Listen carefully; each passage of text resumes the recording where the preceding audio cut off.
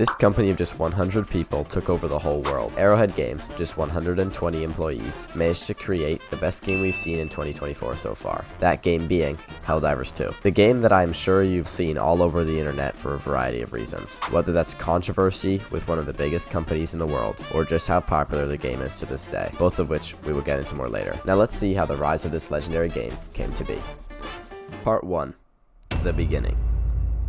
In January of 2011, a small game studio named Arrowhead Games developed and released a game named Maddigan, which entails 4 mages going on adventures beyond human comprehension. The studio then released 2 more games, which are completely irrelevant, and this leads to the canon event of this company.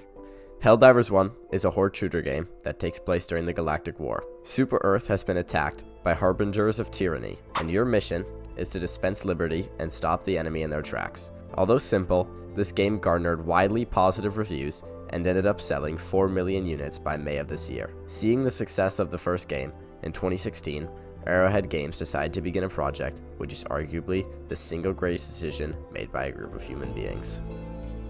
Part 2. The release. On February 8th of 2024, without any announcement other than a trailer from Sony and a teasing before its release, Helldivers 2, the sequel to Helldivers 1, was released. This game garnered nearly overnight popularity, and rightfully so, as the game was unbelievably well made by a team of nothing but passionate people. Long gone were the days of expensive battle passes and 2 new mobs every year, as this team started to take a new approach to their game. They actually put an effort. With an upfront cost of $40, this game comes well under what modern games are usually priced at. Now, you would expect them to have microtransactions at every turn, right? Well, no. The only money you can spend in-game is on super credits, and these unlock things like war bonds that contain useful cosmetics, weapons, and modules. But wait, didn't you argue against expensive battle passes? That's exactly what I said. Now what makes this battle pass different is you can find super credits in the missions you play, and in sizable amounts too. Upwards of 20 to 50 super credits per game can buy you the war bond if you just play it. This game is centered around the idea of play to win.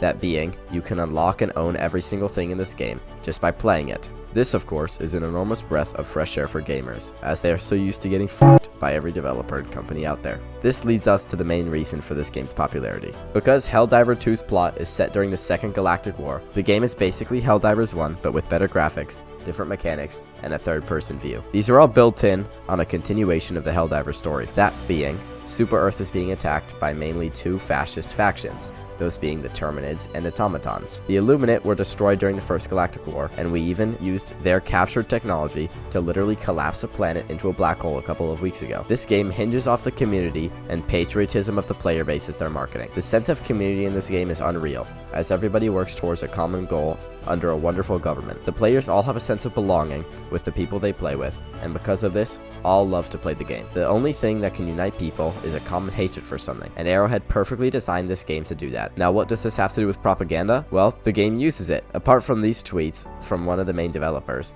Super Earth takes part in redacting unsavory reviews of equipment and sending certain misguided Helldivers to so-called freedom camps, where they can be retaught the values of mankind. Also, they encourage you not to abandon missions, with 380mm of freedom that will be dispensed at 3 shell volleys to your immediate location if you decide to be a deserter.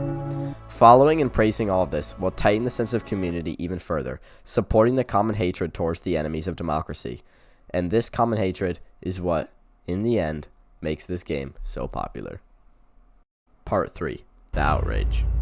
All was well and good for a few months, until it was announced that on May 6th, people would have to link their accounts to a Sony PlayStation Network account, which would bar 91,000 people from 177 out of the 195 countries in the world from playing the game, as PlayStation is not available or straight up illegal in their region. The greed of Sony has overcome their senses. They saw the money in Helldivers 2 and wanted in, but Sony flew too close to the sun, and the community raised hell in their wake. The community of Helldivers, from the countries affected and not, started the We Dive Together or Not at All campaign, where players from around the world would review bomb Helldivers 2 in protest of the account linking. This campaign was deemed as the liberation of not just an in-game planet, but the game itself from the grips of Sony's greed and tyranny. Countless bad reviews, and the countless tweets and videos all hating on Sony for what they are doing to the game, and it worked.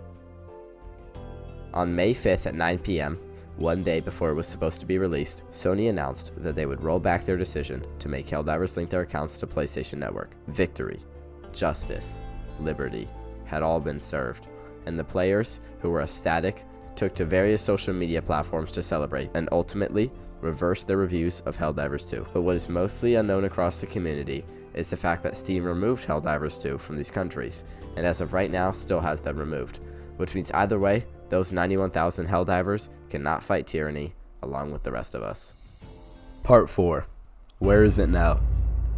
Helldivers are currently being sent to Nivelle 43 to finish the current liberation campaign, where we need to drill nukes into Terminid nurseries and detonate them.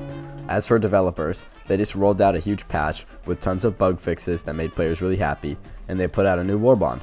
Truly a great time to join the ranks and assist in the spread of managed democracy. Please make sure to subscribe and like, cause this took a while. Now I gotta go protect Super Earth.